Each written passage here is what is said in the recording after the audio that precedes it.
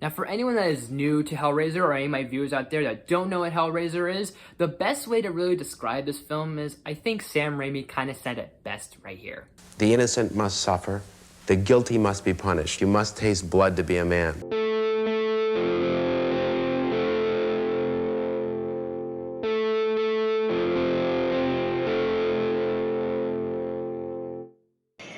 I have seen the future of horror. His name is Clive Barker.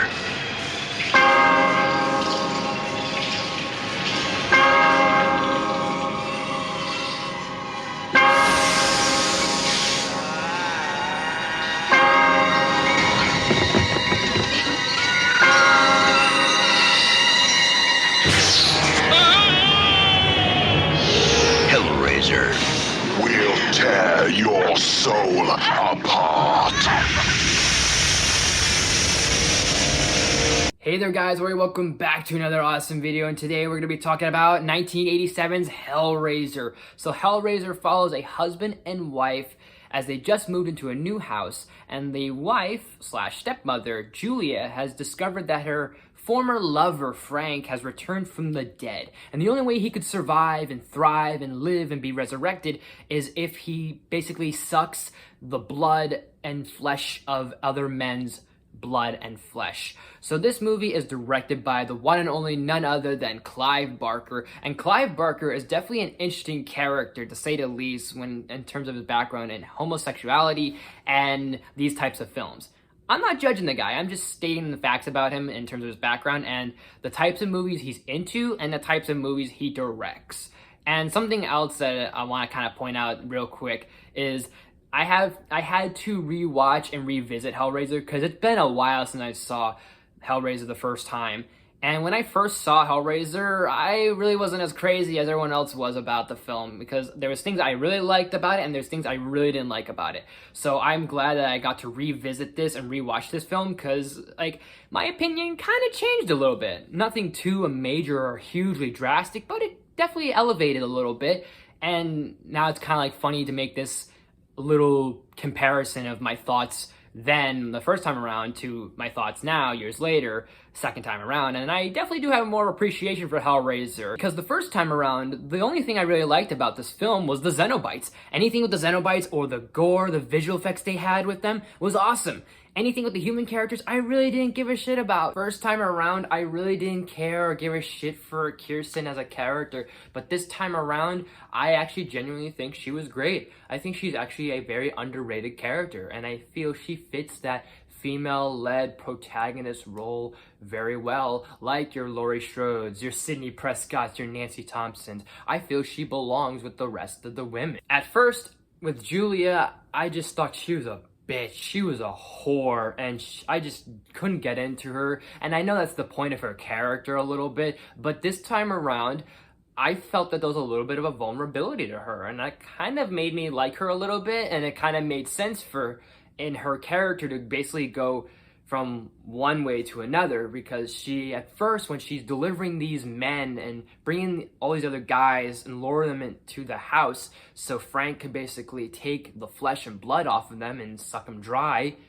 essentially, she at first doesn't like the idea. She's kind of like a little uncomfortable and just doesn't like that she's involved in this weird, like, whatever satanic, demonic, whatever ritual that she's a part of. She doesn't know what's going on, and she just notices that her ex-lover is back and he needs to feed off of human flesh and the human body, and she's kind of a little, like, getting a little terrified and getting so, like, shaky every time she has to clean up the blood off her hands. And eventually she progresses to where she kind of gets a little, like, I don't know if it's like pleased by it, but she definitely has a change in tone that she starts to kind of like it, the fact that she's feeding her lover. Speaking of Frank, let's talk about him. And one of the best things about this movie is the makeup and the practical effects. I love the makeup on Frank in every shot and every scene in this film. In the shadows and in the light, it's just so perfect with every glimpse you get of his face and of that makeup work, with the blood, the skin, the flesh trying to heal and still bleeding. It's still fresh. It looks so good. It's not too glossy. It's not too shiny. It's perfectly, like, fresh and wet like blood would look like, yet it's still like forming skin, and there's still parts of the makeup that look like the bone and the skull, and it's so put together so well. It looks so authentic. It's just like, it's mind-blowing a little bit. And the other best part I saved for last, and when I first saw this movie, it was a highlight, and looking back on it now, rewatching it, it's still a highlight to me, and that's the Xenobites. The Xenobites are just so awesome. They're just so iconic. They've solidified themselves as just horror images and horror icons. And what's actually even interesting about the film is that in the credits, they're not even called the names that they're usually now known as, because we have names for them like Pinhead, the Chatterer. I think there's the one with the spikes in her neck, her name's Deep Throat or something like that, or Cutthroat. Like, I kid you not, her name's Deep Throat or Cutthroat. Like, that is not a joke at all. It's kind of weird. Like, I literally looked it up and it said something like Cutthroat, and I'm like, that's weird.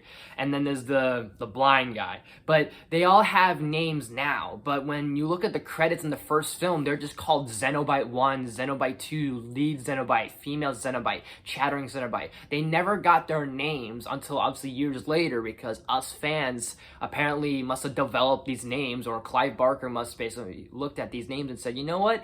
Let's call these Xenobites by name, so that way they're more like profound and more prominent and more infamous within history and basically film history and horror history. And a little funny story, well, maybe it's not funny, but kind of funny a little, is with, I guess, my thing with the Xenobites is many years ago when I was younger, I was terrified of the Xenobites, no matter what it was. If I saw a shot or a clip of HellRaiser, I was terrified of them. Or if I saw a costume, like someone dressed up as a Xenobite, whether it be Pinhead or the Chatterer, specifically the Pinhead or the Chatterer, I was most terrified of at one point or another when I was like wee small. And so literally anyone that dressed up as Pinhead or Chatterer, I would just close my eyes. If there was a mask of Pinhead at say Spencer's or Hot Topic, I ran away or looked the other way. But they're just so cool now. Obviously they don't terrify me because I know they're just fake, they're fiction, but still, like, they're just so cool. They've become very iconic, and just the way they have solidified themselves is just so good. And again, the makeup on them is so awesome. Hell, this fucker here looks so good. Now you're hearing me talk about the makeup and the practical effects of this film. What about the visual effects? Well, that's where that's the only small minor gripe I have with this film looking at it, is the visual effects. And to be fair to Clive Barker's credit, he had a very small budget for this film, so it makes sense that it's kind of got a small budget vibe to it. And I can't necessarily relate, but I know I'm going to eventually relate when I start making movies. And if I have a certain budget, then I can't go making big grand scale MCU visual effects just yet. Not my point. My point I'm making is that Clive Barker had a small budget for this film, and it does show in the visual effects. It's just hard to really like put a grasp on what they look like, but they look like crayon drawings or just color sketches on the screen whenever they open the box, when they open the puzzle box, or there's ever scenes where the Xenobites arrive, or they're sucked back into the puzzle box, or they're basically killed, and they've got this whole weird light effect. It's just so cheesy. It's like, I don't know if this was excusable back in 1984, but it's not excusable now. And that's the only thing I have against HellRaiser. Other than that, I actually like it a lot more than I used to. So I think I'm going to genuinely say I'm going to give HellRaiser, I'll give it a solid B. You know what? B-. That's it. That should be fair. But HellRaiser, have you guys seen it? What did you think of it? Let me know in the comments down below. Did you like it? Did you hate it? Let me know down as well. And if you like this video, please smash the like button. If you're new to my channel, please subscribe. I do awesome videos every day, if not every week. Make sure you ring that bell. I do new videos every day, if not every week. Share the video with family and friends, all that good stuff and more. Leave some suggestions in the comment section. You name it, I'll look into it as best as possible. I hope everyone has a happy Halloween. And then also let me know what you guys are doing for Halloween, since this is going to be uploaded on Halloween.